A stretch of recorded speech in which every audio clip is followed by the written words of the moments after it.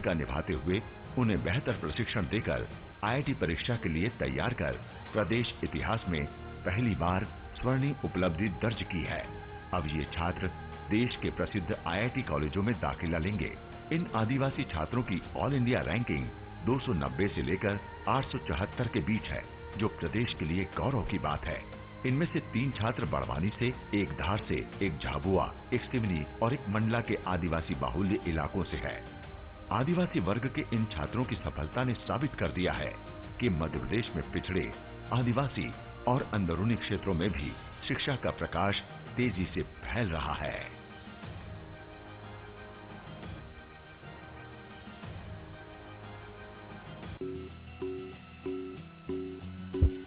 कन्या जन्म के प्रति समाज की सोच बदलने, उसे अच्छी शिक्षा और परवरिश देने के लिए मध्य प्रदेश सरकार द्वारा लागू लाडली लक्ष्मी योजना का लाभ लेने की प्रक्रिया को सरल किया गया है। योजना में आंगनवाड़ी कार्यकर्ता के माध्यम से या सीधे ऑनलाइन आवेदन www.ladlilakshmi.com पर किया जा सकता है। प्रकरण स्वीकृत होने पर अब राष्ट्रीय बचत पत्र की जगह मध्य प्रदेश शासन की ओर से 1,18,000 रुपए का प्रमाण पत्र दिया जाएगा। लाडली को कक्षा 6 में प्रवेश पर 2,000, कक्षा 9 में प्रवेश पर 4,000, कक्षा 12 में प्रवेश पर 6,000, कक्षा 12 में प्रवेश पर 6,000 रुपए मिलेंगे। 18 वर्ष के पूर्व विवाह न करने और कक्षा 12वीं में परीक्षा में शामिल होने पर उसे 21 वर्ष की आयु में 1 लाख रुपए दिए जाएंगे।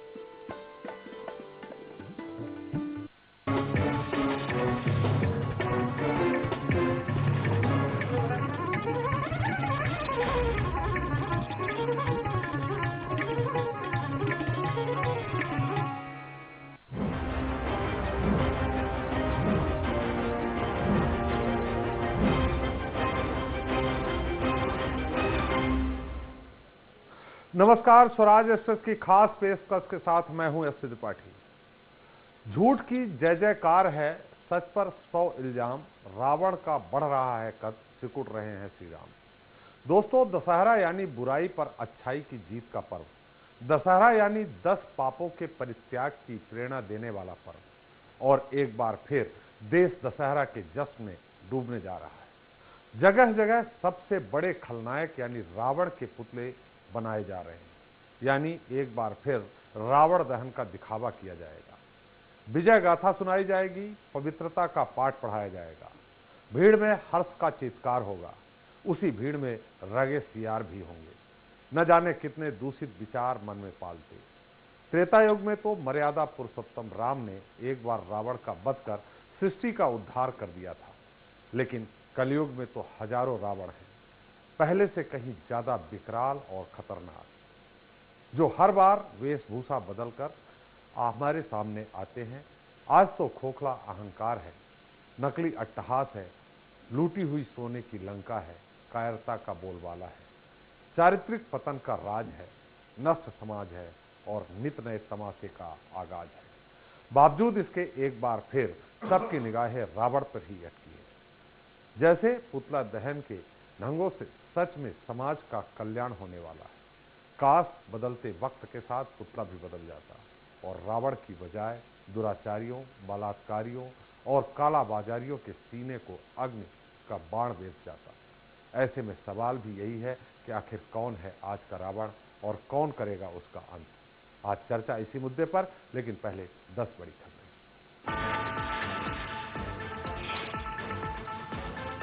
रतलाम झाबुआ लोकसभा, देवास विधानसभा उपचुनाव की तारीखों का ऐलान। 21 नवंबर को होगी वोटिंग, 24 को आएंगे नतीजे, 28 अक्टूबर से भरे जाएंगे नामांकन।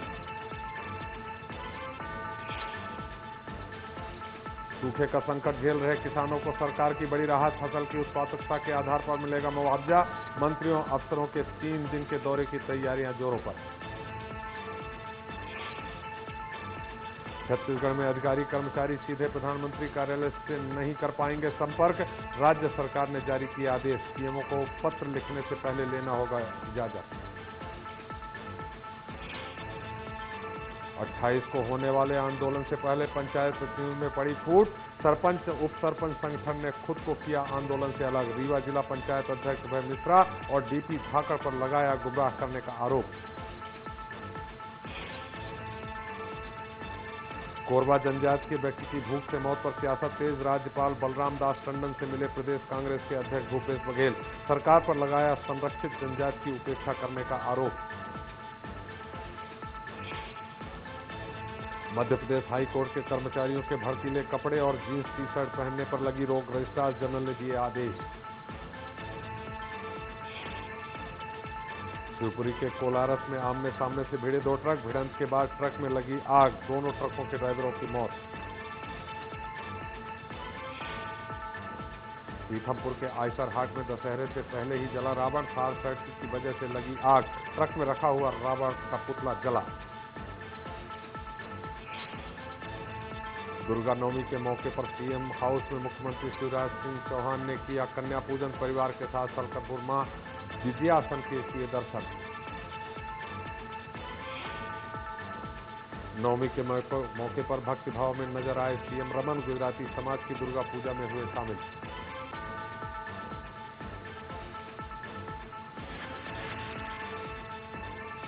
This program is sponsored by CXCT.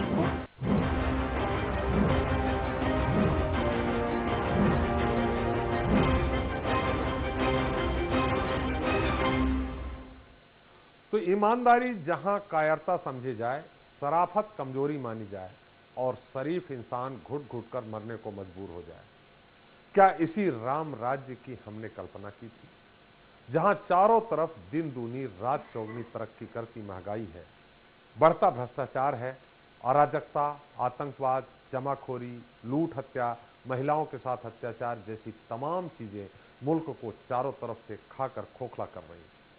आज हम अपने पुरखों की पूजा तो करते हैं, पर उनसे प्रेरणा नहीं ले सकते। हम उनसे अपनापन तो महसूस करते हैं, पर उनके प्रयोगों का महत्व नहीं समझते। आज कहीं भी असली रावण नहीं जलते, वो तो अपने पुतले की तरह लगातार ऊंचे हो रहे हैं।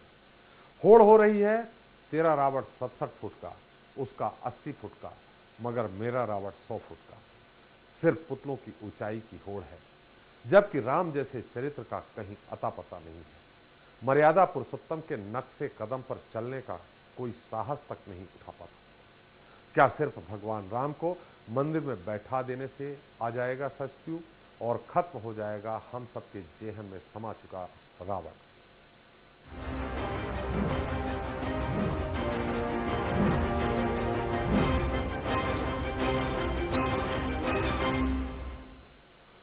तो उसने दशहरे के मेले में रावण का मुखौटा खरीदा, राम के तीर कमान खरीदे और अच्छाई पर बुराई की विजय करा दी। राम फिर से विजयी हुए, रावण फिर से मारा गया, लेकिन इस बार रावण की नहीं, एक मुखौटे की मौत हुई थी। किसी अनाम कवि की यह लाइनें आज के समाज की वास्तविकता को हुबहू बयां करती हैं। इस दुनिया में राम नाम के लाखों लोग मिल जाते हैं, लेकिन रावण सिर्फ एक ही हुआ है। फिर भी ऐसा क्यों होता है कि जिस ओर नजर घुमाए वहां रावण ही रावण नजर आता है, कभी इंसान की शक्ल में तो कभी मुश्किलों और बुराइयों के रूप में। आज के रावण के 10 नहीं सैकड़ों सिर हैं। राह में चलता राहगीर, अस्पताल में बैठा डॉक्टर, थाने में बैठा थानेदार, ऑफिस का कर्मचारी या अफसर, जनसेवक या मिनिस्टर, यहां तक कि कोई अपना।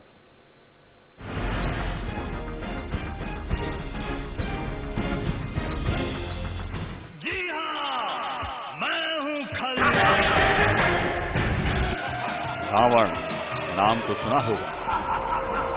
जी हाँ, रावण सबसे बड़ा खलनायक हर साल जलाया जाता है, हर साल ही फिर से लौट आता है, कभी चेहरे बदलकर तो कभी चाल बदलकर। सालों साल से चल रहे सिलसिले में रावण और भी ज्यादा खूंखार बनकर आता है, मगर मर्यादा पुरुषोत्तम राम तो वहीं के वहीं हैं, मंदिरों में एक मूर्त बनकर, उतने बेजान जितनी निर्जीवता एक पत्थर में होती है। आज राम का वजूद नहीं, मगर ये सच है कि आज हर दिल में एक रावण जिंदा है, क्योंकि रावण कभी मर नहीं सकता। वो अमर है, अजेय है, जिंदा है हर शख्स के जहन में, समाज की सोच में। मेरे प्रदेश और मेरे देश में दशानन आज भी दिखता है। कभी आतंकवाद, अलगाववाद और नक्सलवाद के रूप में, कभी महंगाई, भ्रष्टाचार, बलात्कार, बेईमानी और रिश्वतखोरी के रूप में, कभी जमाखोरी, कालाबाजारी, तो कभी छल और कपट के रूप में। पुराण और परंपरा का यह किरदार आज राम से कहीं ज्यादा लोगों की जिंदगी में शामिल हो गया है। तभी तो बेलिहाज बार बार चीरा जाता है, फिर भी हर बार सीमेंट के मजबूत जोड़ की तरह जुड़ता चला जाता है। और हर युग में भ्रष्टाचार के खटमल से बेचारे सदाचार की खाट खड़ी करता है। सदाचार की पीठ पर बेशर्म सदाचार का कीचड़ उसी तरह चिपक गया है जिस तरह अच्छाई के दूध में बेगैरत बुराई का नींबू और गरीब इंसान के तंबू में शातिर हैवानियत का बम्बू गड़ा रहा है। हम कहें कि जो हमारा सामान्य जीवन है और जीवन जीने के जो अधिकार हैं और उन पर किसी तरह का विचलन पैदा करने वाला, उनको किसी भी तरह से असहज करने वाला कोई व्यक्ति को हम रावण मानते हैं। तो उस परंपरा में हमारे समय जो सांप्रदायिक शक्तियां हैं, जो एक तरह का झूठे राष्ट्रवाद का उद्वेग है, वो हमारे समय का सबसे बड़ा रावण। करने को तो हर साल हम बड़े जोर से रावण के पुतले को फूंक कर राम राज्य की बात करते हैं, लेकिन शायद हमें राम राज्य की परिभाषा ही नहीं पता। राम राज्य में इंसान तो इंसान, पशुओं को भी हर जगह समानता दी गई है। कहा जाता है कि एक ही घाट पर शेर और हिरण साथ साथ पानी पीते थे। लेकिन आज के समाज में विरोधाभास देखिए कि राम को मानने वाले लोग ही गरीबी, अमीरी, जात, धर्म, क्षेत्र, लिंग, भाषा आदि तमाम तरह की विसंगतियों में बटे हुए हैं। आज के सुशासन वाले राम राज्य में तो महिलाओं का दिन में भी घर से अकेले निकलना दूभर हो गया है। कहीं गरीब को तन ढकने के लिए कपड़ा और पेट भरने के लिए 2 जून की रोटी भी नसीब नहीं हो रही, तो कहीं किसी के घर में नोट गिनने के लिए मशीनें कम पड़ रही हैं। हकीकत तो यही है कि रावण कभी मरा ही नहीं था और ना ही रावण के पुतला दहन से रावण मर पाएगा। जब तक हमारा समाज तमाम तरह की असमानताओं से घिरा रहेगा, तब तक रावण जिंदा रहेगा। जब तक आधी आबादी को हर तरह के अन्याय से छुटकारा नहीं मिलेगा, तब तक रावण जिंदा रहेगा। जब तक लोकतंत्र का जनाजा निकलता रहेगा और बेईमानों का बोलबाला रहेगा, तब तक रावण जिंदा रहेगा और हम सब की परछाई बनकर राम को चुनौती देता रहेगा। दम है तो मुझे मार के दिखाओ। वैसे भी जिस देश में रावण के पुतले को हर साल जलाने की जरूरत पड़ती रहेगी, उस देश में भ्रष्टाचार रूपी रावण पूरी तरह सुरक्षित रहेगा। और ये बात आज के रावण को भी अच्छी तरह समझ में आ चुकी है। लेकिन एक हम ही हैं जो हकीकत से दूर भाग रहे हैं। हालांकि हम हर बुराई और बात के लिए सिर्फ व्यवस्था को ही दोष नहीं दे सकते, क्योंकि व्यवस्था बदलने मात्र से इंसान नहीं बदलेंगे, मगर हाँ, इंसान बदलते ही व्यवस्था खुद ब खुद बदल जाएगी। ब्यूरो रिपोर्ट, मैं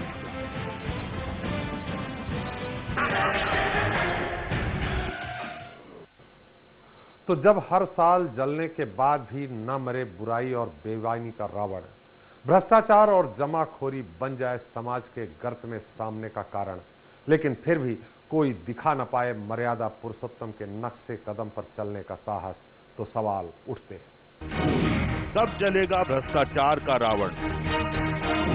महंगाई और जमाखोरी से लोगों को कब मिलेगी राहत? सूदखोर रूपी रावणों से कब मुक्त होगा समाज?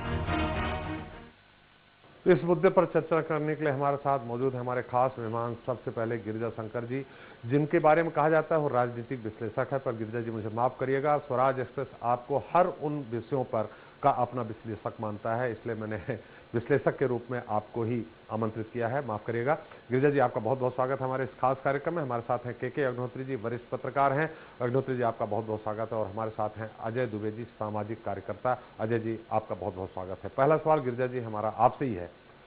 हम रावण हर साल मारते हैं, निश्चित तौर पे त्रेता में धर्म प्रधान युग माना जाता था, द्वापर कर्म प्रधान युग था, और ये कलयुग के बारे में कहा जाता है अर्थ प्रधान युग है। मैंने गलत रास्ते से अगर धर्म कराया, गलत कर्म किया या गलत रास्ते से पैसा कमाया, तो वो हमारे युगों के अनुसार, जो हमारी मान्यताएं हैं उसके अनुसार गलत होता है।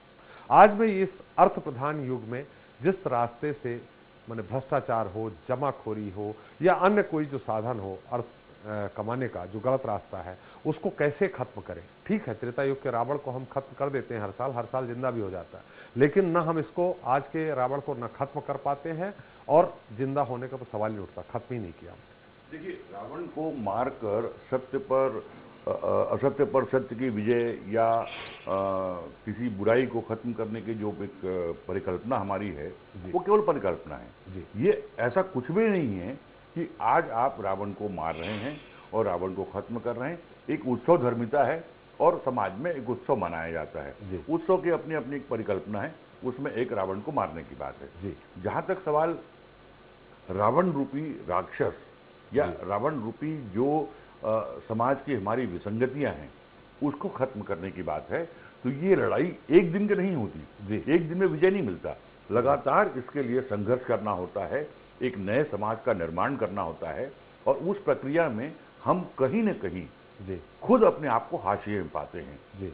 दरअसल रावण को मारने की बात जब की जाती है तो रावण को कौन मारता है? राम मारता है। यहां पर रावण की पहचान मत करिए, आप राम की पहचान कीजिए। जब राम समाज में है ही नहीं तो रावण को मारेगा कौन? एक रावण दूसरे रावण को मारेगा, ये कहानी वैसी हो गई कि बलवान व्यक्ति निर्बल व्यक्ति को मारता है। तो ये जो बलवान और निर्बल की जो विसंगति है हमारे समाज में, यही तो रावण है। हमारी जो पूरी की पूरी व्यवस्था जो है वो किसी कमजोर आदमी को जीने का हक नहीं देती। आप जो कुछ भी देख रहे हैं कि भ्रष्टाचार है, बेरोजगारी है, महंगाई है, करप्शन है या और भी तमाम जो चीजें हैं, ये दरअसल बाई प्रोडक्ट हैं। हमारी पूरी जो समूची व्यवस्था है वो ऐसे ही अवगुणों को पैदा करने वाली व्यवस्था है जहां पर अन्याय का बोलबाला है। जब तक ये व्यवस्था कायम रहेगी तब तक रावण को किसी भी रूप में लें वो रावण जिंदा रहेगा और प्रतीकात्मक रूप से एक दिन किसी पुतले को मार देने से आपकी उत्तरधर्मिता हो जाएगी। रावण से लड़ने का संकल्प, उस व्यवस्था को बदलने की जो जद्दोजहद है वो जब तक समाज के अंदर नहीं होगी, लोगों के अंदर नहीं होगी, तब तक वो रावण हमेशा जिंदा रहेगा, बल्कि बलवान होता रहेगा और गरीब आदमी को, निर्बल आदमी को हमेशा अन्याय का शिकार होना पड़ेगा, जो हम बरसों से देखते आ रहे हैं। युगांतर से हम लोग चलते आ रहे हैं। लेकिन हम आपके पास आएंगे, लेकिन आपने एक बात जो कही है वो ये कही है कि राम है ही नहीं। लोगों का मानना है कि अभी ऐसा नहीं है। 10-15% ईमानदार लोग जो समाज में अच्छे लोग हैं, जो समाज को चलाने का प्रयास कर रहे हैं, ऐसा है। तो क्या माना जाए पूरा समाप्त हो गया? हम आपके पास आएंगे। अजय जी, हमारा आपसे सवाल है, जो व्यवस्था है, आप हर जगह इस जो खराब व्यवस्था है, चाहे जमाखोरी हो, सूदखोरी हो या अन्य और कोई भ्रष्टाचार हो, आप इसकी लड़ाई लड़ते रहे। आपको क्या लगता है कि ये कभी आप जीत पाएंगे? देखिए, मुख्य ये है कि रावण जो प्रतीक था वो आसुरी शक्तियों का था और ये आदि अनंत काल से ये संघर्ष चल रहा है। वर्तमान में तो शायद ज़्यादा विभत्स भ्रष्टाचार का स्वरूप देखने को मिल रहा है कि कुपोषण जो दरिद्र नारायण की कल्पना की गई थी कि उसकी पूजा की जाए, कर्म अच्छे रहें तो शायद यही ईश्वर को प्रसन्न करे। वर्तमान में तो जब कुपोषण में कमजोर को मिलावट के साथ दिया जा रहा है सरकारी व्यवस्था से उस पर भोजन, तो शायद इससे व्यवस्थित रूप क्या मिलेगा? अस्पतालों में दवा नहीं मिल रही है, पारदर्शिता का अभाव है, जो सत्य की आवाज उठाते हैं उनको मार दिया जाता है, जो पूरे भारत में देखने को मिल रहा है। और कहीं पर भी जो आसुरी ताकतें हैं वो निर्बाध तौर पर काम करती जा रही है, रोक नहीं लग रही है। तो ये शायद दुख देता है और ये निश्चित तौर पर ये स्थापित करता है कि कठिनाई बहुत बड़ी है, लेकिन लौ तो राम के चरित्र से आज भी प्रेरणा से जल रही है कि सत्य कष्ट सह सकता है लेकिन पराजित तो नहीं होगा। नहीं, बिल्कुल अजय जी, आप बिल्कुल सही कहा। सत्य पराजित नहीं हो सकता है, आपने कहा। लेकिन सवाल ये है कि वही मैं आपसे जानना चाह रहा हूं कि क्या आपको लगता है कि जिस तरह से लड़ाई लड़ रही, जिस तरह से भ्रष्टाचार और दिनों दिन बढ़ता जा रहा, तो एक तरफ जो लोग मुट्ठी भर लोग हैं वो अगर लड़ाई लड़ रहे हैं तो क्या वो आने वाले समय में वो भी समाप्त हो जाएंगे या कहीं न कहीं उन पे आपको नियंत्रण मिलेगा? देखिए, भारत का इतिहास कहता है कि परिवर्तन हुए हैं और परिवर्तन में निश्चित तौर पर शुरुआत में कुछ मुट्ठी भर लोग ही इसकी लौ जलाते हैं, लेकिन एक भारत में वर्तमान में बहुत बड़ा जनमानस अव्यवस्थाओं के खिलाफ आवाज़ तो नहीं उठाता, लेकिन कहीं ना कहीं किसी प्रकार से सोशल मीडिया हो या कहीं किसी भी मंच पर अपनी आक्रोश को जाहिर करता है। और सरकार के भी जो जनहित में जो निर्णय लेने पड़ते हैं वो शायद कहीं ना कहीं जनता के आक्रोश के फलस्वरूप होते हैं। उम्मीद है, विश्वास है कि भारत का अतीत और इतिहास ऐसा है कि वो भविष्य के लिए लोगों को संघर्ष करने के लिए प्रेरित करता है और जीत होगी, ऐसा पूरा विश्वास है। जी, अग्निहोत्री जी, जैसा कि अजय जी ने कहा कि सत्य परेशान हो सकता है, परास्त नहीं हो सकता है, पराजित नहीं हो सकता है, बात सही है। पहले सत्य को उजागर करने वाले पहले अखबार थे, टीवी चैनल हैं, आकाशवाणी केंद्र है, अन्य हैं, बहुत सारी चीजें हैं। आज सोशल मीडिया एक बहुत बड़ा साधन हो गया है खबर अलग अलग जगहों तक पहुंचाने के लिए। पहले अगर कोई अखबार वाला या चैनल वाला या कोई दूसरा इस बात का दुस्साहस नहीं करता था कि हम ये बहुत ही बलवान व्यक्ति है, हम इसके खिलाफ नहीं जा सकते हैं, लेकिन आज सोशल जो मीडिया है वो इस तरह की खबरें तुरंत प्रसारित कर देता है। क्या आपको लगता है कि सोशल मीडिया के माध्यम से कहीं न कहीं थोड़ा बहुत इस भ्रष्टाचार हो, जमाखोरी हो, इस पर अंकुश लग सकता है? त्रिपाठी जी, बात सोशल मीडिया की चली है तो वहाँ पर आवाज़ तो अच्छी तरह बुलंद की जाती है। ये सब प्रेशर ग्रुप है एक्चुअली, जितने एक्टिविस्ट हैं, जितने एनजीओज हैं, एक तरह से प्रेशर ग्रुप की तरह काम करते हैं। सोशल मीडिया में भी हालात यही है कि प्रेशर ग्रुप मिलकर के सरकार के ऊपर कम से कम ऐसा दबाव बना सकता है किसी विषय को लेकर के कि वो सोचने पर मजबूर हो। पहले तो स्थितियाँ और भी बदतर थी, आज रावण और राम की बात हो रही है, तो पहले स्थितियाँ और भी बदतर थी इस कलयुग में जब से देख रहे हैं। लेकिन तब इतने बोलने वाले लोग नहीं थे, बताने वाले लोग नहीं थे। यदि वो बताना भी चाहते थे उनके पास कोई प्लेटफॉर्म नहीं था। लेकिन आज इंटरनेट के जरिए और सोशल मीडिया के जरिए जो बात नहीं कहने के लिए लोग सोचते थे कि कहें ना कहें, कहीं मुश्किल में ना पड़ जाएं, वो सोशल मीडिया में अपने गुबार जो है वो उसको निकालते हैं। और कई बार तो वो जो सब्जेक्ट होता है उस सब्जेक्ट को लेकर के इतना हल्ला मचता है कि सरकार सोचने पर मजबूर होती है। ये एक प्लस पॉइंट है आज के समय का। लेकिन जहाँ तक जो भी बुराइयाँ आप गिना रहे हैं आज के युग की, और उसके लिए किसी राम की तलाश की जा रही है, तो मुझे लगता है कि सिविल सेल्फ डिसिप्लिन यदि हम पैदा करने की कोशिश करें कि लोग सेल्फ डिसिप्लिन हों और चीज़ों को नकारें, यदि उनके साथ खराब हो रहा है, यदि उनके साथ रिश्वत ली जा रही है, उनसे कुछ और किया कराया जा रहा है ऐसा जो कि उनका कॉन्शियस अलाउ नहीं करता, या वो तकलीफ में आते हैं, तो नकारने की ताकत उनमें पैदा हो, ये आप सेल्फ डिसिप्लिन से ही ला सकते हैं। कि हमको रेलवे में सफ़र करना है और यदि हमको नियम के अनुसार बस नहीं मिल रही है, टिकट चेकर यदि आपसे ज़्यादा पैसे मांग रहा है, तो आप यदि चाहे तो बाथरूम के पास में बैठ करके यात्रा कर सकते हैं तो करें।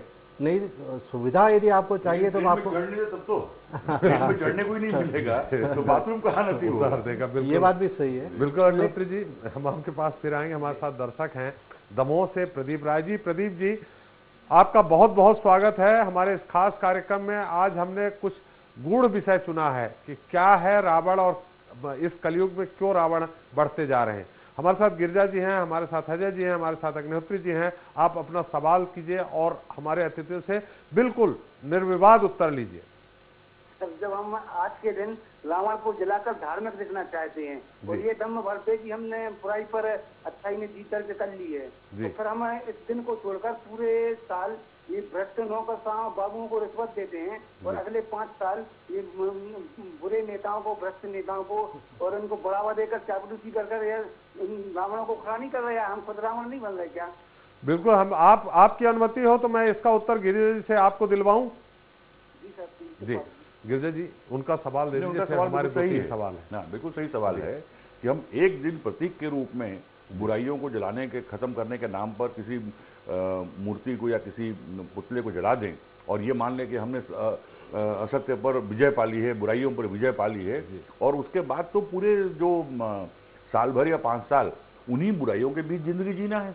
दरअसल सत्य कभी परास्त नहीं होता, ये मुहावरा सुनने में बड़ा अच्छा लगता है, लेकिन व्यवहार में हम देखते हैं सत्य हर दिन और हर पल परास्त हो रहा है। सत्य और असत्य की बात करें तो ये भी कहना बहुत मुश्किल है कि सत्य क्या है, असत्य क्या है, या फिर निर्णय कौन करेगा कि सत्य क्या है, असत्य क्या है। तो दिक्कत दरअसल ये है कि हमारी व्यवस्था में जो न्यायपूर्ण एक संगति होनी चाहिए, जहां पर हर आदमी को उसका अपना हक मिले, चाहे वो जीने का हक हो, चाहे आगे बढ़ने का हक हो, या रेल में सफर करने का हक हो, वो हक उसको मिले। हमारी व्यवस्था इसको अलाउ नहीं करती। व्यवस्था का मतलब केवल मैं सरकार तक नहीं हूं, मैं सरकार के बाहर भी जो हमारे अलग अलग समाज को नियंत्रित करने वाली जो शक्तियां हैं, वो सब मिलाकर व्यवस्था बनती हैं, और उस व्यवस्था में वो एक तरह की संगति है ही नहीं कि जहां पर न्यायपूर्ण व्यवस्था का आग्रह हो। और इसीलिए हम कदम कदम पर इस तरह के अन्याय देखते हैं, भ्रष्टाचार या जमाखोरी या बाकी, ये तो बड़ी बुराइयां हैं। सड़क में चलने के लिए भी जिस तरह से आपको अन्याय का सामना करना पड़ता है, एक आम आदमी को जिस तरह से अपनी जिंदगी जीने के लिए उसको मुश्किलें होती हैं, ये जो पूरी व्यवस्था है वो आपके उस पूरे दंभ को, कि जो आज हम दिखाते हैं कि हमने असत्य पर विजय पाली या बुराई पर विजय पाली, एक पुतले को जलाकर, उस अहंकार से आपको बाहर निकलना होगा। ये लड़ाई तो रोज लड़नी है, उस बुराई से, उस व्यवस्था की विसंगति से, उस रावण से आपको रोज लगातार लड़ना है। और उस लड़ने की प्रक्रिया में हमको अपने आप के उस अहंकार से निकलना होगा। जैसे मैंने पहले कहा, राम नहीं है ये मैं नहीं कहता, लेकिन सारी व्यवस्था जो है वो रावण और रावण के बीच संचालित हो रही है। मारने वाला भी रावण है और मरने वाला भी रावण है। राम तो बेचारा हाशिए में कहीं किनारे पड़ा हुआ है, अपने जो मुट्ठी भर बचे अपने, हाँ, बहुत मुट्ठी भर बचे हैं, और वो तरस रहा है उसके खुद के साथ न्याय हो जाए। वो पूरी व्यवस्था के साथ न्याय क्या करेगा, वो बुराई पर विजय क्या पाएगा। तो दरअसल हमको यही देखना है कि हमारी व्यवस्था में जिस तरह की खामियां हैं, उस नए समाज को रचने की दिशा में जो मुट्ठी भर लोग बचे हैं, उनके जिम्मे ये है कि वो एक जागृति ऐसी फैलाएं जिसमें जो दर्शक हमारे जो शिकायत कर रहे थे कि हमको एक दिन रावण को मारने के बाद साल भर उसी भ्रष्टाचार और जमाखोरी और 5 साल मुनाफाखोरी में जीना पड़ता, और 5वें साल वैसे ही लोगों को चुन के सरकार बनानी पड़ती है। इससे मुक्त होने के लिए जरूरी है कि हम एक नए समाज की रचना करें, जहां पर हमारे पास आज बड़ी दिक्कत हमारे समाज में यह है कि हमारे पास कोई आइकॉन नहीं है। आज आपको फिल्मी कलाकार या क्रिकेट के जो खिलाड़ी हैं वो हमारे आइकॉन बने हुए हैं। राम तो कहीं है ही नहीं हमारे आइकॉन में। तो जब तक राम को हम अपना आइकॉन नहीं बनाएंगे, तब तक हम उस दिशा में आगे नहीं बढ़ सकते। और जो दर्शक की जो शिकायत है या उनकी जो पीड़ा है, उस पीड़ा से मुक्त होने के लिए जरूरी है कि हम एक दिन के रावण को मारने के दम्भ से बाहर निकलकर राम को अपना आइकॉन बनाकर हम अपना जीवन जीने की कोशिश करें। जी, हमारे साथ सिलवानी से हैं राघवेंद्र जैन जी। राघवेंद्र जी, आपका बहुत बहुत स्वागत हमारे इस कार्यक्रम में। माफ करिएगा थोड़ी देर हो गई, आप अपना सवाल करें। जी, मैं सबसे पहले तो सामाजिक कार्यकर्ता अजय दुबे जी को बधाई दूंगा उनकी आशावाद के लिए। और दूसरी बात, ये अपने विश्लेषक महोदय से ये जानना चाहता हूँ जी, क्या ये रावण का टेस्ट आज समाज में ब्रेस्ट कैंसर की तरह नहीं हो गया है? जी, अजय जी को किस बात की बधाई दी आपने? उनके आशावाद को, उनने जिस तरह का आशावाद व्यक्त किया। और तो अब हम आप उत्तर किससे लें, आप बता दीजिए खुद ही। विजय शंकर जी से मैं जानना चाहता हूँ जी कि ब्लड कैंसर की तरह आज भ्रष्टाचार, बुराई ब्लड कैंसर की तरह लोगों में समा गई है, यही है? जी। एक हमारे साथ और गिरिजा जी, उत्तर आप राघवेंद्र जी का जरूर दीजिएगा। हमारे साथ एक और दर्शक हैं भिलाई से, सुशील जी। सुशील जी, आपका स्वागत है इस कार्यक्रम में, अपना सवाल करें। सर, ये जो आप लोग दिखा रहे हैं, ये चैनल महंगा, ये वो जी, आप टीवी सेट का वॉल्यूम बंद कर दें सुशील जी, हमारा आपसे अनुरोध है।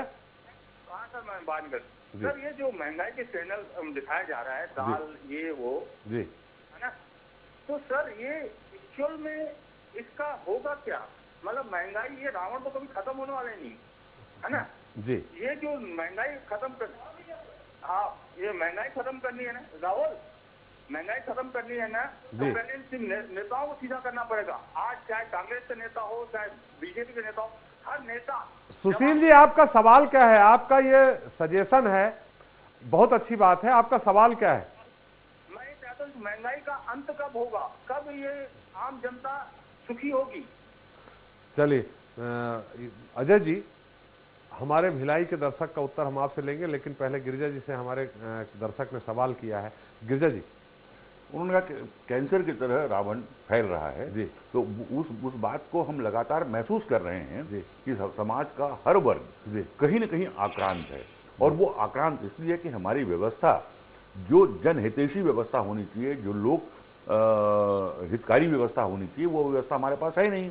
जो हमारी राजनीतिक व्यवस्था है, जो सत्ता प्रतिष्ठान है, और जो समाज को नियंत्रित करने वाली भी जो दूसरी व्यवस्थाएं हैं, जिसमें कि हमारे आध्यात्मिक जो गुरु हैं वो भी शामिल हैं, इन सब को मिलाकर जिस तरह की समाज की रचना आजादी के बाद होती गई, वो समाज कहीं न कहीं बलवान का समाज है, वो शक्तिशालियों का समाज है, वो ऐसे लोगों का समाज है, चाहे वो धन बल से, सत्ता के बल से, या बाहुबल से, या किसी और बल से, वो पूरे समाज को नियंत्रित करते हैं।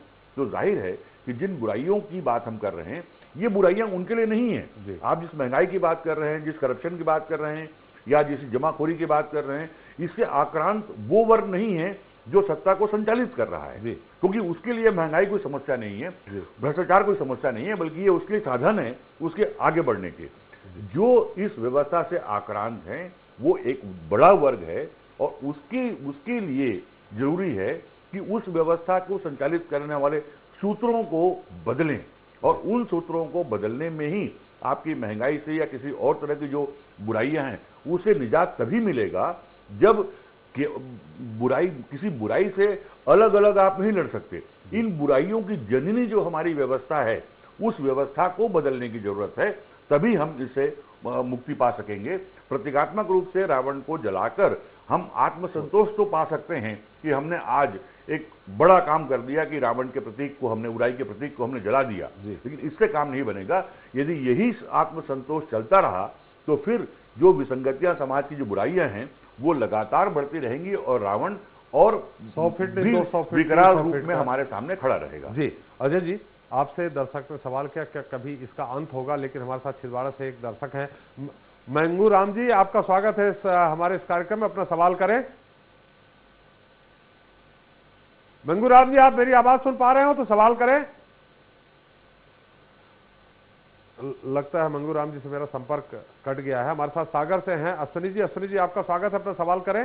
जी सर, मैं ये कह रहा था, ये जो रावण जलाने की बात हो रही है, आपकी आवाज धीमी आ रही, थोड़ा सा टीवी सेट का वॉल्यूम बंद कर दें फिर सवाल करें। मेरे यहाँ टीवी नहीं चल रही है अभी जी। ये जो रावण जलाने की बात चल रही है जी, ये सर, ये अपन को ये भ्रष्टाचार जो हो रहा है, ये दिल का रावण जलाना चाहिए। जी, आपका सजेशन मिला, दिल का रावण, पहले मन के रावण को जलाएं, उसके बाद कुछ होगा। हमारे साथ दुर्ग से एक और दर्शक हैं, सचिन जी, आपका स्वागत है, अपना सवाल करें। सर, मेरा सवाल था जी, अभी अनाज का रेट बढ़ा है, सब्जी रेट बढ़ा है, वो कल कम हो सकता है, उत्पादन है वो, लेकिन डॉक्टरों का फीस, स्कूल का फीस, वो एक बार बढ़ रहा है। नर्सिंग होम में जाओ तो रुकते हैं लोग, स्कूल में जाओ तो बेचारे रुकते हैं, वो कब कम होगा, कैसे कम होगा, उसके बारे में बताएंगे। ये आपके अग्निहोत्री जी सवाल समझ में आया क्या? थोड़ा सा आवाज लाउड हो रही थी तो मुझे समझ में नहीं आ पाया है। आप एक बार फिर से सवाल कर सकते हैं क्या? हाँ, मैं बोल रहा हूँ, मैं बोल रहा था कि अनाज का आज रेट बढ़ा हुआ है, सब्जी रेट बढ़ा हुआ है जी, और वो उत्पादन अगर ज्यादा हो तो वो ऑटोमेटिकली कम हो जाएगा उसका। मतलब कुल मिला के महंगाई जो बढ़ती जा रही है हर क्षेत्र में, वो कभी खत्म नहीं होगी। अजय जी, देखिए, निश्चित तौर पर महंगाई, भ्रष्टाचार, ये सब चीज़ें निजी स्वार्थ के मुद्दे रहते हैं। जनता यदि भारत के वैभव जो इतिहास रहा है उसमें से कुछ चंद चीज़ें यदि सीख ले कि जो भी शासन करने वाला हो उसका चयन राष्ट्र हित पर करे, मातृभूमि के हित पर करे तो बेहतर होगा। जनता वोट अक्सर सरकार चलाने वाले उनको देती है जहां पर वो निजी हित देखती है। बहुत सारे ऐसे निजी हित होते हैं, चाहे वो आरक्षण का मुद्दा हो या कोटा हो या बहुत सारी सुविधा हो, मुफ्त की बिजली हो, मुफ्त की सुविधाएं हो। यदि इन सबसे परे हटकर हम सरकार का बेहतर चयन करें तो निश्चित तौर पर सुशासन होगा, राम राज्य होगा। जनता ही शुरुआत करे, चाहे पार्षद हो, चाहे विधायक हो, चाहे सांसद हो, तब जाके हम उम्मीद करते हैं कि सही परिपक्व और लोकतंत्र में सही शासन होगा, तब जाके अंत होगा। आपके आशावाद के लिए बधाई भी दी गई थी। आप आशा रखते हैं कि ये आने वाले समय में कभी न कभी समाप्त होगा। हमारे साथ ग्वालियर से हैं धर्मेंद्र जी, आपका स्वागत है, अपना सवाल करें। हाँ जी। हाँ धर्मेंद्र जी, आपका स्वागत है इस कार्यक्रम में, अपना सवाल करें। मेरा सवाल ये है जी, आप ये बताइए कि इन लोगों से ये पूछिए कि सब नेता लोग इतने जल्दी अमीर कैसे बन जाते हैं? जी तो आप खुद ही सीधे पूछिए, हमसे क्यों बोल रहे हैं, आप सीधे पूछ लीजिए। हाँ जी। जी, नेता लोग इतने अमीर क्यों बन रहे हैं अग्निहोत्री जी? स्वाभाविक है, हर कोई जानता है भ्रष्टाचार की वजह से। जी। लेकिन जो बात महंगाई की चल रही थी त्रिपाठी जी, मुझे लगता है कि महंगाई सरकार की ही देन होती है जी, क्योंकि जिस तरह दालों के दाम बढ़े, कोई एक दिन में 200 रुपए किलो नहीं हो गए। जी, ये जो जमाखोरों पर जो पूरे देश भर में या मध्य प्रदेश में छापामारी की कार्रवाई की जा रही है, जी, तो छापामारी की कार्रवाई वो पहले भी की जा सकती थी, जब सरकार को ये पता चला था कि जमाखोरी की वजह से ये काला बाजारी हो रही है और इसके दाम बढ़ते जा रहे हैं। तो जब ग्रेजुअली दाम बढ़ रहे थे, उसी समय क्यों नहीं नजर रखी गई और जमाखोरी को खत्म करने के लिए छापामारी क्यों नहीं की गई? और जो एक्स्ट्रा स्टॉक था, जो तयशुदा जो उनकी लिमिट होती है उससे ज्यादा है, तो उसको जब्त किया जाना चाहिए था। और जब्त करने से भी काम नहीं बनता, उनकी जो कीमत थी वो कीमत अदा करके सरकार उसको जनता को अवेलेबल कराती तो ज्यादा बेटर था। और दूसरा रह गया सवाल, अब सूखे की स्थिति मध्य प्रदेश में है, तो पता नहीं आरटीआई एक्टिविस्ट हैं हमारे अजय दुबे जी, ये बता पाएंगे कि जो जबलपुर भूकंप का जो सेस लगा था पेट्रोल डीजल पे, वो वापस हुआ कि नहीं अभी? क्योंकि एक नया सेस लगाने की चल रही है कि जो सूखे के लेकर के है, तो पेट्रोल पर 2 रुपए और डीजल पर 1 रुपए बढ़ाया जाएगा। तो इस तरह से तो महंगाई विकराल रूप रखती चली जाएगी। तो कैसे इसको कंट्रोल किया जाए?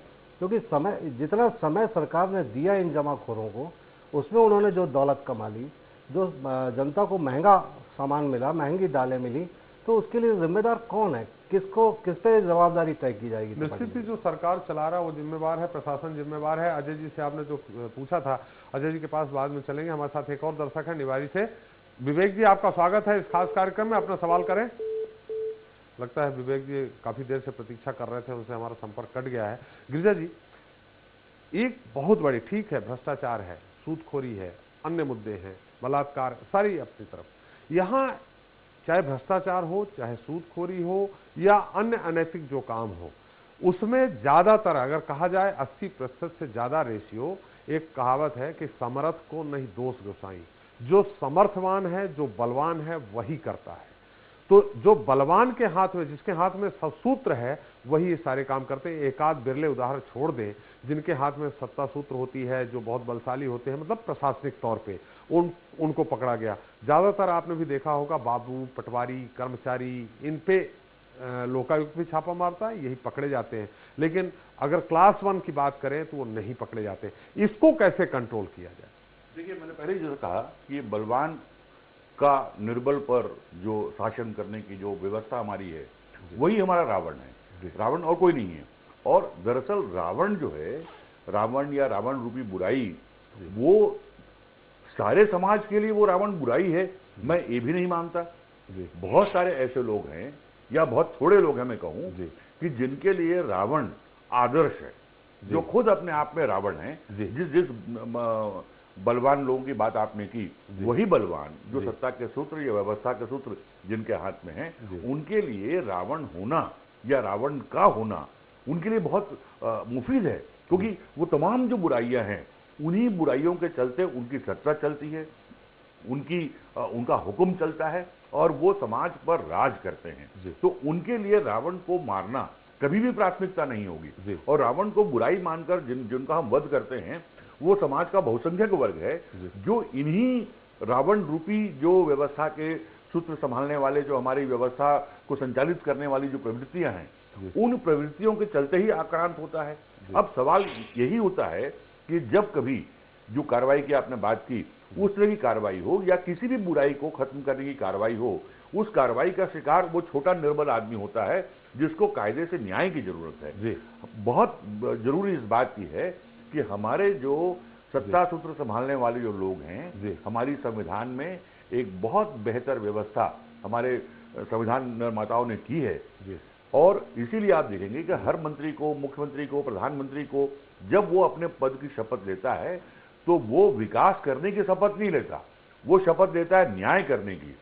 हर एक व्यक्ति के साथ बिना किसी राग द्वेष के मैं न्याय करूंगा, और सत्ता में आने के बाद वही न्याय गुम हो जाता है। यदि वही न्याय कायम हो जाए तो जो बहुत सारी विसंगतियां जो हम देख रहे हैं, जिन बुराइयों को हम रावण के रूप में देखते हैं, वो तमाम बुराइयां सिर्फ इसलिए है कि सत्ता में न्याय नहीं होता। यदि न्याय होना शुरू हो जाए, कानून का राज कायम हो जाए, तो तमाम बुराइयां स्वयं समाप्त हो जाएगी। और इसके लिए जो बहुत बड़ा वर्ग जो आक्रांत है, उसको धीरे धीरे कहीं न कहीं एक जागरूकता उनके अंदर पैदा करने की जरूरत है, और उनको कहीं न कहीं इन शक्तियों से लड़ने की जरूरत है।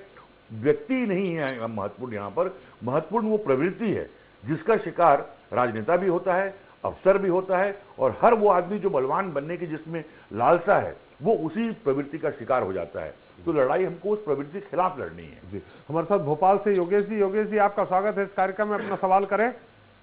सर, मेरा ऐसा कहना है कि जो सूदखोरी रावण आपने बताया है, जी, मैंने बहुत सारे बताए हैं, भ्रष्टाचारी, सूदखोरी, कई तरह के जो शब्द लिखा चल रहा है जी।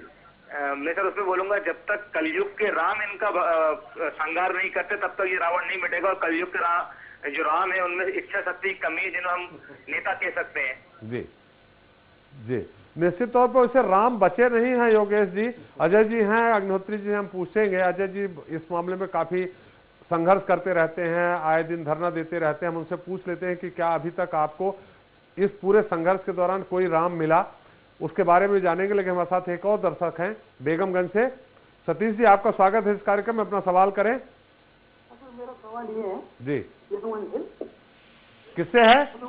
हाँ, सतीश दुबे सर, बेगमगंज से। जी, मेरा सवाल ये है कि जमाखोरियों के खिलाफ जैसे आज जो कार्रवाई हो रही है सर जी, इससे पहले उनकी जिम्मेदारी नहीं थी, जो अधिकारी जिनको नियंत्रण करना था अधिकारी, उनके लिए उनके ऊपर कोई कार्रवाई नहीं होगी? उन अधिकारियों के खिलाफ कोई कार्रवाई नहीं होगी जिनने अभी तक जमाखोरों के खिलाफ कार्रवाई नहीं की, यही सवाल है आपका? तो उनसे मिले हुए हैं या वो अपनी ड्यूटी से बच रहे हैं?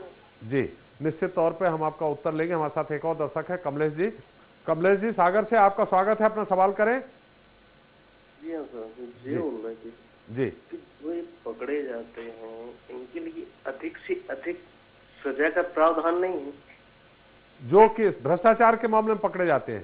जी जी जी जी, चलिए अजय जी, हम चाहेंगे आप हमारे सागर के दर्शक का उत्तर भी दें। और एक दर्शक ने पूछा था, मैं आपसे जानना चाहता हूं, क्या इस आपके संघर्ष के दौरान जो आप संघर्ष करते रहते हैं, कभी किसी राम से भी मुलाकात हुई है?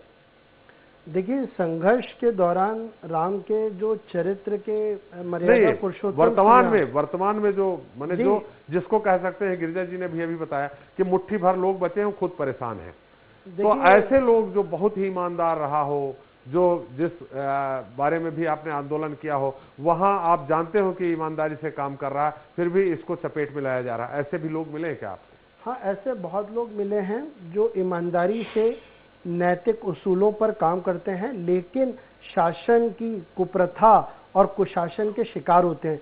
मर्यादा पुरुषोत्तम श्री राम के चरित्र के कुछ अंश भी यदि हमें कलयुग में लोगों के व्यक्तित्व में देखने को मिलते हैं तो हम उसको सफलता मानते हैं, क्योंकि शासन के जब अन्यायपूर्ण निर्णयों पर हम लड़ाई लड़ते हैं तो हम ये मानते हैं कि हमारे पास जो जानकारी आती है वो ऐसे ही व्यक्तित्वों के ही द्वारा मिलती है कि कहाँ पर सरकार गलत है, चाहे वो पारदर्शिता की मांग हो, चाहे अभिव्यक्ति की मांग हो, चाहे वो सूचना का अधिकार का निर्णय हो।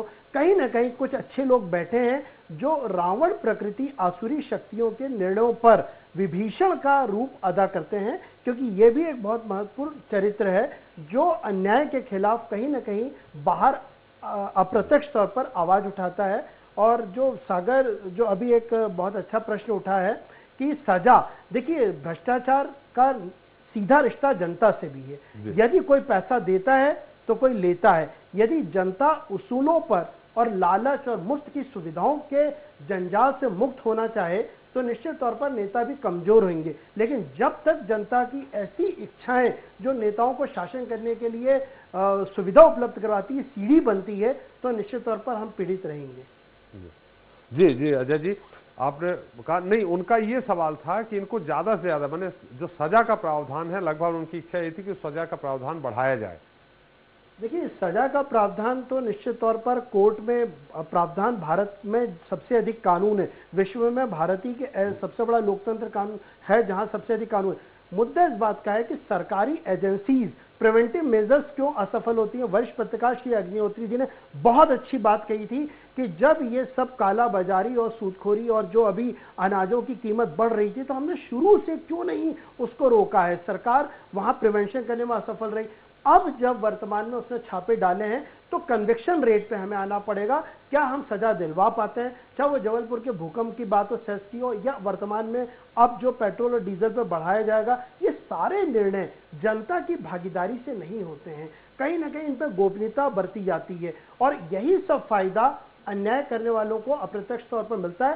कोर्ट में सरकारी एजेंसी, चाहे वो लोकायुक्त हो चाहे ईओडब्ल्यू हो, पैरवी करने पर कमजोर रहती है। सजा दिलवाने से कानून में भय से शासन चलता है। सजा का भय यदि प्रतीकात्मक तौर पर कुछ लोगों को भी हो, मैं मानता हूं इसका असर पड़ेगा, लेकिन अभी कन्विक्शन रेट मध्य प्रदेश में गलत काम करने वालों के खिलाफ बहुत कमजोर है। बहुत कमजोर है। बिल्कुल, हमारे साथ है इछावर से हैं जावेद जी। जावेद जी, आपका स्वागत है इस कार्यक्रम में, अपना सवाल करें। जी सर, मैं जावेद बोल रहा हूँ जी।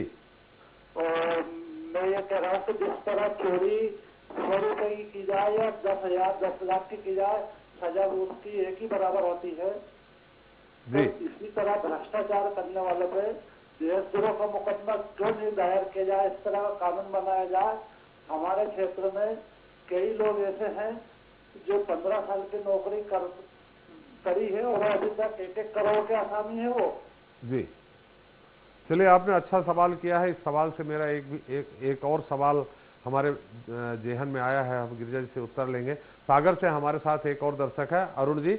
अरुण जी, आपका स्वागत है, अपना सवाल करें। सर, मेरे 2 सवाल होंगे जी। पहला सवाल तो ये है कि हमारे क्षेत्र के लोकप्रिय विधायक जी है प्रदीप लारिया जी, एक समय पे 2 कलर की चप्पल पहनते थे, एक लाल एक सफेद। आज वो लग्जरी गाड़ियों में घूम रहे हैं। उनके एक भाजपा नेता, बहुत बड़े भाजपा नेता ने बोला, मंच से बोला, और दूसरे सागर में जितने भी छोटे छोटे भाजपा नेता हैं उनके पास आंगनबाड़ी और खाना का ठेका है, राशन कार्ड की दुकानें हैं। चलिए, आपने सूचना दे दी बिल्कुल कि जो भारतीय जनता पार्टी के विधायक और नेता हैं उनकी बल्ले बल्ले हो रही है, आपने सूचना दे दी, लेकिन आपका सवाल क्या है? सवाल ये है कि इन पर कार्रवाई क्यों नहीं होती। सुनवा रावण। चलिए, आपका सवाल आया है, हम गिरिजा जी से और अग्निहोत्री से इसका उत्तर लेंगे। हमारे साथ एक और दर्शक है राजगढ़ से, सैलन जी, आपका स्वागत है आज के इस खास कार्यक्रम में, अपना सवाल करें। सर, मेरा सवाल यह है कि अगर हर पार्टी अगर भ्रष्टाचार के खिलाफ है जी, तो सारे शासकीय और अर्ध शासकीय कार्यालयों में सीसीटीवी कैमरे अनिवार्य क्यों नहीं कर दिए जाते हैं? जी, आपका सवाल क्या था? सर, मेरा यह सवाल है कि अगर सारी पार्टी, चाहे कांग्रेस हो या बीजेपी हो, कोई भी पार्टी अगर भ्रष्टाचार के खिलाफ है तो सारी पार्टी चाहे जो भी सत्ता में आती है तो वो सारे इन शासकीय एवं अशासकीय कार्यालयों में सीसीटीवी कैमरे अनिवार्य क्यों नहीं कर देती है? चलिए, ये भी अच्छा आपका सवाल आया है। हमारे साथ एक और दर्शक है रतलाम से, निजामुद्दीन जी, आपका स्वागत है, अपना सवाल करें। सर, मेरी अनुकंपा नियुक्ति की शिकायत है सर। अरे, ये कौन सा? जी जी हाँ जी, अब आप ठीक है, आपने फोन लगाया है, आप अपनी बात कह दीजिए। हमारे स्वराज एक्सप्रेस के माध्यम से शायद संबंधित अधिकारियों कर्मचारियों तक आपकी बात पहुंच जाए, लेकिन संक्षेप में कहिए। हाँ सर, ये हमारी अनुकंपा नियुक्ति सर 15 साल हो गए, अभी तक नहीं मिल पाई है जी, और आवेदन भी बहुत पहुंचे थे। मेरी आर्थिक स्थिति भी ठीक नहीं है। जी जी, किस विभाग में अनुकंपा नियुक्ति थी? मध्य प्रदेश राज्य परिवहन निगम। सर, शिवराज सरकार ने बोला था जब सरकार आ जाएगी निगम मंडल में अनुकंपा नियुक्ति दी जाएगी। चलिए, आपकी आवाज पहुंच गई है। हमारे जो दर्शक हैं संबंधित, मैं उम्मीद करता हूं कि आपकी जल्दी ही उनका अनुकंपा नियुक्ति लग जाएगी। गिरिजा जी, सवाल ये आया जिस दर्शक ने किया, एक हमारे अंदर भी सवाल ये कौंधा कि भ्रष्टाचार चाहे 1 रुपए का हो या 1 लाख रुपए का हो, सजा एक ही है। अगर वो उसको जो अपराध सिद्ध हो गया। क्या ये उचित है क्या? नहीं, उसकी सजा जो है वो भी अलग अलग है। ऐसा नहीं है कि 1 रुपए और 1 करोड़ में अंतर है, सजा है। सवाल क्या है, जितने भी दर्शकों की आप बात सुने, उनके सवाल सुनिए, उनकी जिज्ञासा सुनिए आप, या उनकी चिंता देखिए, तो चिंता क्या है, वही जो रावण रूपी राक्षस के जो अलग अलग रूप हैं, महंगाई के रूप में, जमाखोरी के रूप में, अन्याय के रूप में, ये तमाम जो रूप हैं, कोई न हर व्यक्ति कहीं न कहीं उस रूप से पीड़ित है, और उसके लिए वो ये समझ नहीं पा रहा है कि रावण है कहाँ, रावण है कौन। रावण हमारी पूरी व्यवस्था है, जहां पर यदि वो अनुकंपा नियुक्ति 15 साल से नहीं मिलने की बात कर रहे हैं, वो भी एक रावण के शिकार हैं कि उनके साथ वो न्यायपूर्ण व्यवहार नहीं हुआ सरकार की ओर से। यदि वो डिजर्व करते हैं तो उनको वो मिलना चाहिए। जो अग्निहोत्री जी ने बात उठाई कि जबलपुर में जब भूकंप आया तो सेस लगा दिया गया, और वो सेस पता नहीं चालू है या बंद है, वो है। और अब जब किसानों को, मुझे इंफॉर्मेशन है कि चालू है, हाँ, और अब जब किसानों को राहत पहुंचाने की बात हो रही है, तो उस राहत की व्यवस्था कहां की जा रही है? पेट्रोल डीजल पर सेस लगाकर, यानी आम आदमी से वसूल करके। मैं यहां बहुत शिद्दत के साथ मुझे तकलीफ इस बात की है कि जब यदि किसानों को राहत पहुंचानी है, तो जो शानो शौकत सरकार चलाने की है, उस शानो शौकत में कटौती करने की जरूरत क्यों महसूस नहीं की गई? क्यों आम आदमी पर सेस लगाकर उनको प्रताड़ित करने की व्यवस्था की गई? आप 4 इमली जाके देखिए तो ऐसा कोई बंगला नहीं मिलेगा जहां पर 3-3, 4-4 कारें न हो। उनका जीवन देखिए, पूरा विलास, कारें छोड़िए, 10-10 नौकर न हो, 10-10 कर्मचारी काम नहीं कर रहे। वो जो पूरा का पूरा जो वैभवपूर्ण, विलासतापूर्ण जीवन जो सरकार चलाने वालों का है, क्या उसमें कटौती करना संभव नहीं है? क्या ये जरूरी नहीं है कि सरकार के पास सरकारी भवन और सरकारी व्यवस्थाएं होने के बावजूद हर तरह के वर्कशॉप और सेमिनार और फंक्शन किसी होटल में हो? ये तमाम चीजों पर कटौती करने के बजाय आप अपने प्रिविलेज को मेंटेन रखते हुए यदि आम आदमी के साथ उसको टैक्स करते हैं, वो भी एक अन्याय की श्रेणी में आता है। और यही पूरा का पूरा जो अन्याय का चक्र है, वही हमारे लिए रावण है। और हमारे सारे दर्शक कहीं ना कहीं रावण के अलग अलग रूपों से वो प्रताड़ित हैं। उनको यही देखना होगा कि कहीं पर भी किसी एक समस्या के खिलाफ लड़ाई लड़कर इस रावण से नहीं जीत सकते। रावण को परास्त करना है तो पूरी व्यवस्था के साथ लड़ाई लड़नी होगी, उस व्यवस्था को बदलने की लड़ाई लड़नी होगी, तभी उन तमाम चीजों से निजात मिलेगी। और ये समझ धीरे धीरे जो लोग हैं उनके बीच ये जागृति धीरे धीरे आ रही है। यदि लोग ये समझने लगे हैं कि उनकी दिक्कतें क्या है, उनकी समस्याएं क्या है, वो रावण को किस रूप में महसूस कर रहे हैं, तो कहीं न कहीं उसके निजात की ओर भी यही समाज, यही लोग आगे बढ़ेंगे और ये व्यवस्था बदलेगी। ये एक आशा, ये विश्वास हम कर सकते हैं। बिल्कुल गिरिजा जी, मतलब यहाँ एक जो हमें कुछ थोड़ा बहुत समझ में आया, अग्निहोत्री जी, गिरिजा जी ने जो बात कही, रावण एक थे, उनकी बहुत सारी सेना भी थी। तो जो 4 इमली और इस जगह की जो बात हुई, 10 कारें, 10 नौकर, सारी, तो अगर माने जो हमें समझ कि रावण एक हैं, बाकी जो छोटे छोटे हैं वो बस उनकी सेना है क्या? त्रिपाठी जी, मैं गिरिजा जी भैया की बात में एक बात और जोड़ना चाहता हूँ कि 4 इमली में सुबह सुबह जितना पानी ओवरफ्लो होता है ओवरहेड टैंक्स में जी, उस पानी से मुझे लगता है अकेले 4 इमली नहीं अग्निहोत्री जी, जिले में जो सिविल लाइंस है उनका एक प्रतीक के तौर पे व्यक्तियों का प्रश्न नहीं है, ये प्रवृत्ति का प्रश्न है। वो जो प्रवृत्ति है, जो एक वर्ग को जो सत्ता के सूत्र संभाले हुए हैं उनको प्रिविलेज बनाती है, उनको देती है, विशेषाधिकार देती है, उनके वैभव को, उनकी विलासिता को बढ़ाता है और उसकी कीमत अदा करता है हमारा आम आदमी, जिस पर किसी भी दौर में कभी भी कोई टैक्स लगाकर उस पर एक संकट पैदा कर दिया जाता है। ये प्रवृत्ति ही अपने आप में रावण है। जी अग्निहोत्री जी, मैंने रावण, और थोड़ा सा मैं चाहूंगा कि समय समाप्त हो रहा, रावण और रावण की जो सेना थी, तो मैंने असली रावण यहाँ कौन हुआ? ठीक है, छोटे छोटे कर्मचारी या हर तरह के दुराचारी छोटे मोटे हो सकते हैं, लेकिन असली रावण यहाँ कौन हुआ? दरअसल जो बड़ा रावण है जी, बड़ा रावण नहीं, एक रावण एक ही है, बाकी प्रजा है। जो मुख्य रावण है वो अपने सेना के लोगों पर ये दबाव डालता है कि भाई तुम पैसे लो और हम तक पहुंचाओ। तो वो जो पूरी एक चेन है ऊपर से लेके नीचे तक, वो सब रावण की सेना, रावण और रावण की सेना, ऐसे बहुत से उदाहरण हैं और त्रिपाठी जी, जिस तरह अपने दुख तकलीफों को दूर करने के लिए लोग राम समझ के नेताओं को चुनते हैं जी, वो जो कि ये हमारा राम है और ये हमारी दुख तकलीफें दूर करेगा, लेकिन जैसे ही वो कुर्सी पर पहुंचता है वैसे ही उनको भ्रष्टाचार और सारी चीज़ें और अपने वायदे सारी चीज़ें भूल जाता है। तो ये जो परिस्थितियां हैं अब नए स्वरूप में आपको देखने को मिल रही हैं कि जिस तरह से वादे कर करके, जिस तरह से लोगों को लुभा करके लोग सत्ता में पहुंचे और सत्ता में पहुंचने के बाद जितना भी समय हुआ उस समय में क्या दुख तकलीफें दूर हुई हैं और जो वादे किए हैं वो वादे पूरे होने की दिशा में कोई कदम उठे हैं, कोई सकारात्मक कदम उठे हैं। त्रिपाठी जी, मुझे तो ऐसा कुछ नज़र नहीं आता है। तो जो दुख तकलीफें हैं दूर करने के लिए उनको राम बनकर अपने आप को सिद्ध करना पड़ेगा। त्रिपाठी जी, अजय जी, चूंकि समय समाप्त हो रहा, अग्निहोत्री से भी जानना चाहा, आपसे भी जानना चाहेंगे कि असली रावण यहाँ कौन है? रावण ठीक है, लंका थी, बहुत सारी सेनाएं थी, यहाँ असली रावण कौन है? क्या वो जो मंत्रालय के गलियारे में बैठे हैं, या वो जो जिले में सर्वश्रेष्ठ जो सबसे बड़ी ऊंची कुर्सी उस पर बैठे हैं, या और कोई?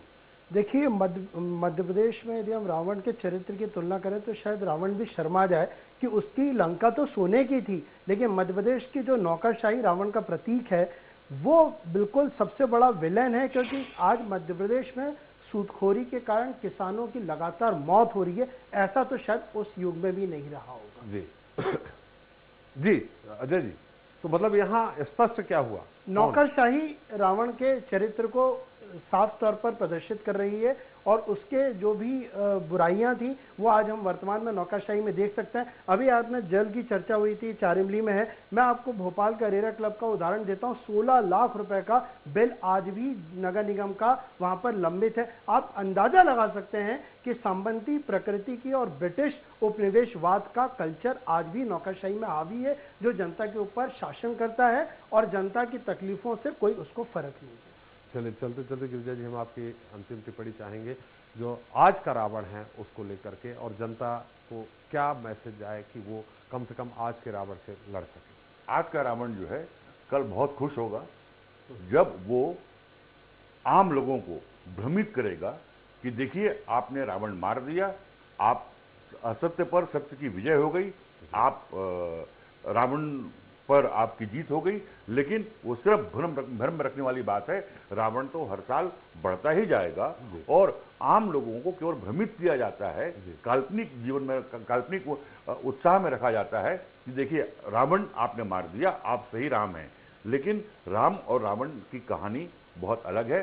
रावण को दरअसल जो हमारी अपनी सत्ता सूत्रों संभालने वाली पूरी व्यवस्थाएं हैं, वो और रावण का जो एकाकार हुआ है वो कहीं न कहीं राम को हाशिए में डालता है।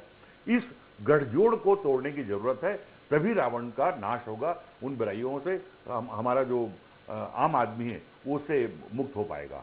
तो राम कब आएंगे भैया? जी, राम हर आदमी में है। इस गठजोड़ को तोड़ने के लिए, इस गठजोड़ को तोड़ने के लिए जो हमारे दर्शक आज जिस तरह से सवाल उठा रहे हैं वो अपने आक्रांत होने को समझ रहे हैं, और मुझे लगता है कि इसी आक्रांत के महसूस करने में ही आपकी मुक्ति है, और आगे जो व्यवस्था परिवर्तन की लड़ाई लड़नी है वो यहीं से निकलेगी और आगे जाकर मजबूत होगी। जी, गिरिजा जी, आप हमारे इस कार्यक्रम में आए, आपने भाग लिया, आपका बहुत बहुत धन्यवाद। अजय जी, आपका बहुत बहुत धन्यवाद, और उम्मीद करता हूं कि अगली बार आप जरूर बताएंगे पूरे उदाहरण सहित कि कौन आपको राम मिला। और अग्निहोत्री जी, हम और आप चलते हैं राम को खोजने। आपका बहुत बहुत धन्यवाद। तो दोस्तों, आज हमने चर्चा की हर साल विजयादशमी के दिन रावण के पुतले दहन की रस्म अदायगी की, जबकि आज सबसे ज्यादा जरूरत है अपने अंदर झांकने की। अगर इंसान अपने अंदर बसे लोभ, मोह, माया, अहंकार, घृणा, द्वेष, क्रोध और लालच रूपी रावण का दहन कर दे तो हमारे लिए हर रोज दशहरा होगा। हर रोज पाप पर पुण्य की जीत का उत्सव होगा, क्योंकि राम, सीता और रावण सिर्फ किसी व्यक्ति विशेष का नाम नहीं बल्कि चरित्र, चिंतन और चित्त का नाम है। रावण तो आज भी मारा जा सकता है, पर उसके लिए हम दोनों को साथ मिलकर लड़ना होगा। मैं अपने बाहुबल को और मजबूत करता हूं और तुम अपने आत्मबल को और मजबूत करो। अब समय है राम और सीता के नैतिक मूल्यों को अपने जीवन में उतारने का। लेकिन सिर्फ मुंह में राम नहीं, उनके आदर्शों को भी अपनाने की जरूरत है और उनकी मर्यादाओं को भी, तभी सही मायने में हमारा राम राज्य का सपना साकार हो सकेगा। आखिर में स्वराज एक्सप्रेस का यही कहना है कि कागज के रावण को मत फूको, जिंदा रावण बहुत पड़े हैं। अहिरावण आतंक मचाता, भय लगाता है अनुशासन को। सड़कों पर कितने खरदूषण झपट रहे हैं, औरों का धन गोदामों के बाहर कितने मकर ध्वजों के जाल खड़े हैं। कागज के रावण को मत फूको, जिंदा रावण बहुत खड़े हैं। बहरहाल आज के लिए बस इतना ही। कल फिर हाजिर होंगे किसी नए मुद्दे और उस सुलगते सवालों के साथ, जवाबों के साथ। तब तक लिए मुझे एसपी त्रिपाठी को दीजिए इजाजत। शुभ विजयदशमी और दशहरे की आप सभी को स्वराज